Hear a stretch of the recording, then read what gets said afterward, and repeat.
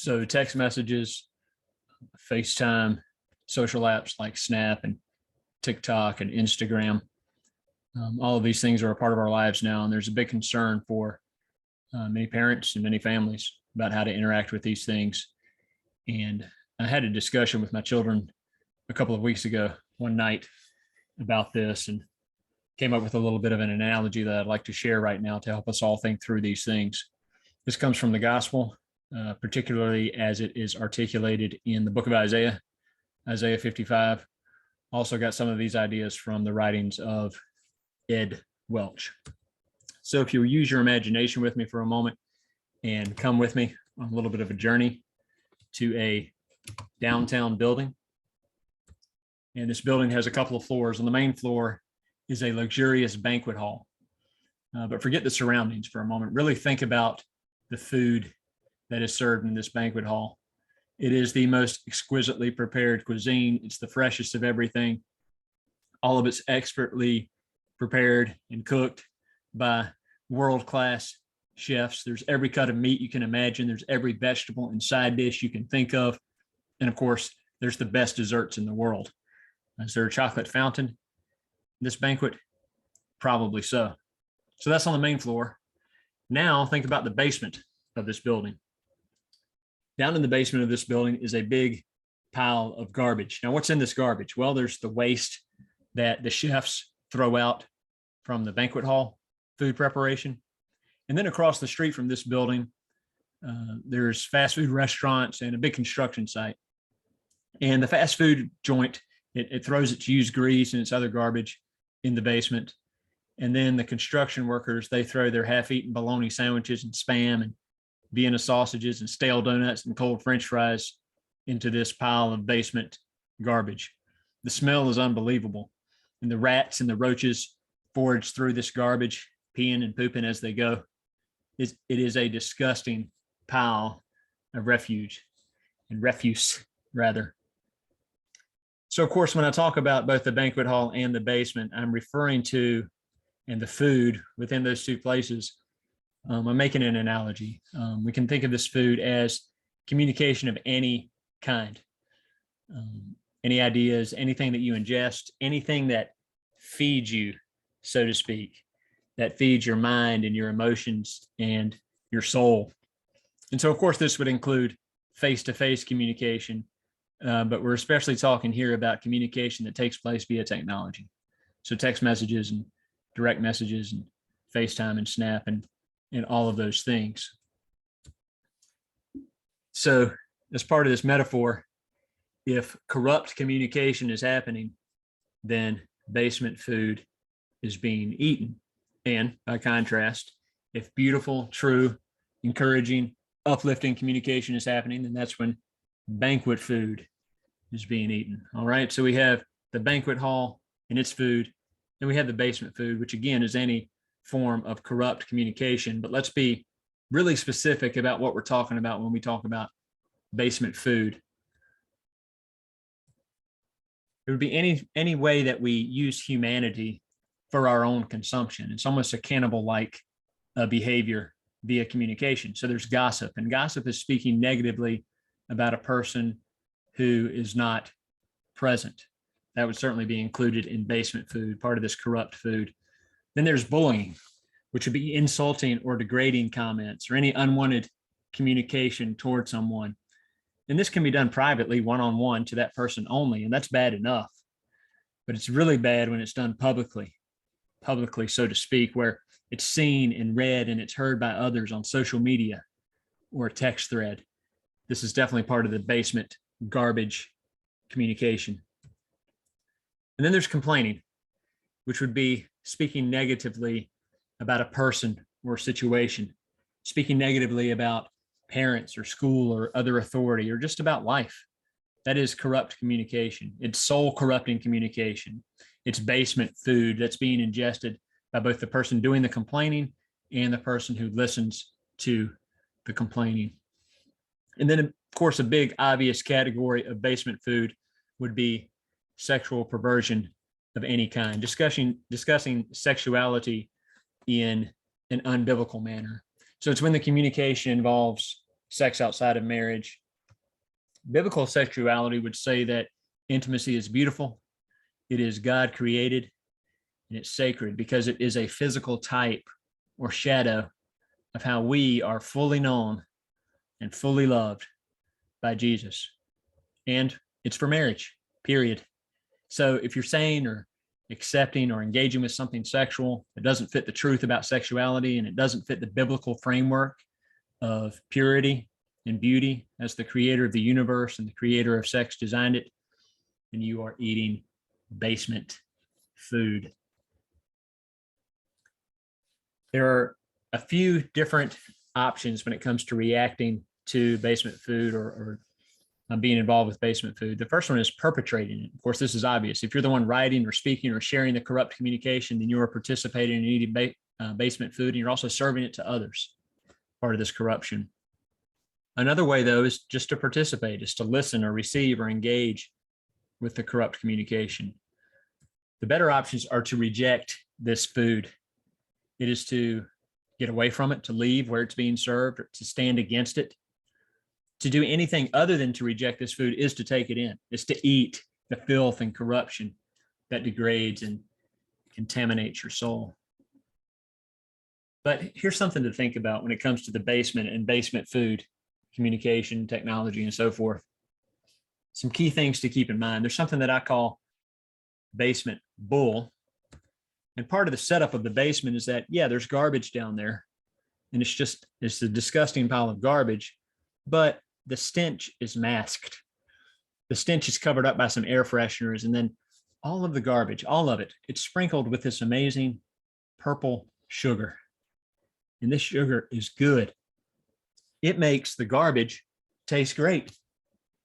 It hides the smell, hides the taste, makes it taste good. Remember Edmund with his Turkish delight in Narnia, The Lion, the Witch, and the Wardrobe? He can't stop eating the Turkish delight, even while it makes him sick. And even while it makes him hate those who love him, it makes him cling and run after the white witch who hates him, the one who is working toward his destruction. This purple sugar is like that when it comes to this basement food. And here's another very, very important point about the basement. It seems like everybody is down there eating it. It seems like everybody your age, especially the popular people, and definitely the popular musicians and artists and actors and entertainers, they're some of the primary servers of this food. So even when you know the food is garbage and the stench and the mold and the maggots is going to rot your soul, the sugar makes it taste good. And the fact that a bunch of other people who seem important and likable and popular, the fact that these people are serving this food and eating this food with you, that makes it hard to resist. So bottom line, the basement is one enormous deception. It's just a hustle. It's a colossal scam. Now, here are some other lies that the basement tells about itself and about its food. Some more basement bull. Another lie would be that you are nothing more than a body and a brain. You're just a body and a brain. Basement food is based on this deceptive idea that our brain's only job is to process information for the sake of our own selfish agendas, for our own entertainment. Your brain is there to create or pass along information that makes you feel better about yourself via insults to others or complaints or bullying or sexual content. And then, says this basement bull, your body is there to make you feel better about yourself. It's to garner approval from others for your looks, for your attractiveness, and it's there for sexual gratification. And since you're only a body and a brain, says the basement bull, then basement food is sufficient and preferable. Oh, a huge lie. You are much more than just a body and a brain. You are also a soul. And every piece of food that you take in has impact on your soul. It either strengthens it and nourishes and satisfies, or it corrupts and destroys and stirs cravings that can never be satisfied. More basement bull, another lie that the basement tells. Are you hurt or bored? The lie says that basement food is healing balm for the pain and the disappointments of life. Many of you watching this have experienced or are experiencing great pain. the pain of rejection, the pain of being left out, of obviously not being part of what is most hip or in or popular. And this hurts. It hurts really, really bad.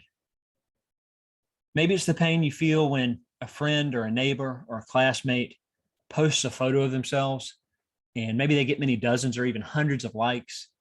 But then when you post a similar photo, you just get a few likes or none at all. Or maybe even somebody makes a rude comment about your picture or about you. Maybe you're experiencing the pain and disappointment of family conflict. Maybe your parents or your siblings or other relatives are fighting. Maybe you just have the pain of boredom, of wishing that your life had something more interesting or more exciting going on, that you're missing out. All of these things, rejection and family conflict and boredom, all of these things can really, really hurt. But the basement bull says that if you just eat some basement food with some of this purple sugar dust on it, you'll feel better, and your pain and your disappointment will be healed. Again, bull, another huge lie. Basement food cannot heal soul pain. It's like taking pain meds for a broken leg or taking aspirin for cancer. The medicine might mask the pain temporarily, but in the end, it's not healing. Matter of fact, it's just the opposite. It just makes the problem worse. Don't believe the lie that basement food can heal the pain and disappointments of your soul. It's basement bull. Another part of basement bull is something that I would call relationship reversal. So basement food in so many ways will corrupt your understanding of reality, especially with regards to your relationships. It'll make your perspective so blind and so distorted that you'll get your relationships completely backwards. Again, like Edmund and his Turkish delight, in that those who love you the most, those who have your very best interests at heart, the people who would give their lives for you, they are there to protect you and to protect your soul. You begin to consider them your enemies, and you begin to fight them and resist them. And of course, I'm talking about parents and grandparents and teachers and church leaders and other people who love you. And then the basement bull goes on to make you think that those who could not care less about you, that they're the important ones, and that they are the ones who should be your friends and should be followed. Think about this. Let's think about this really deeply and logically right now, really clearly. The makers of the social apps like Snapchat and TikTok and Instagram and all the rest of them, they are well aware of how their apps are used to bully and torment people, especially children. They are well aware of the filth and corruption that flow through their technology. They know all about it. They know full well that children are being scarred and traumatized by exposure to porn on their apps. They are well aware that there are kids who have and will take their own lives because of their interaction on this technology. They know all this, and you know what? They do not care. And you might ask, well, how do you know they don't care? Have you talked to them? Well, no, I haven't, but actions speak louder than words. And many of these people in the tech industry don't allow their own children to have a smartphone, don't allow their own children to be on these apps. Yet they don't do anything to address what's happening to other kids on these apps. And why not? They make the big bucks. They make a lot of money. The love of money truly is the root of all evil. Relationship reversal, making you think that the ones who love you the most are your enemy, and make you think that those who wouldn't care if you were gone tomorrow are actually your friends and care about you. It's basement bull. Remember, your soul needs its food. Your soul must have food. There's no such thing as a human being who doesn't pursue and consume communication and ideas and content in an effort to feed his soul. That doesn't exist. Everybody pursues it, just like everybody pursues meals and eats as they go about their business day to day. And we could go on and on about how bad the basement food is and how much misery and chaos and destruction it's causing. But there's a good part. There's the banquet. The great news is that there is soul food that will nourish and feed and satisfy. There is delicious, delightful soul food that does not destroy, and it doesn't corrupt and kill, the ones who eat it, and the ones who serve it. This food builds up instead of tearing down. It shows gratitude and courage instead of complaining and cowardice. It's built on wisdom and truth and purity rather than lies and stupidity and corruption. And this food is served at the banquet. There's a seat here for you. It's the food of truth, and peace, and justice, courage, beauty, love, true love. This food brings freedom and health in life. You want a strong, fit, beautiful soul? You want true healing? Come to the banquet.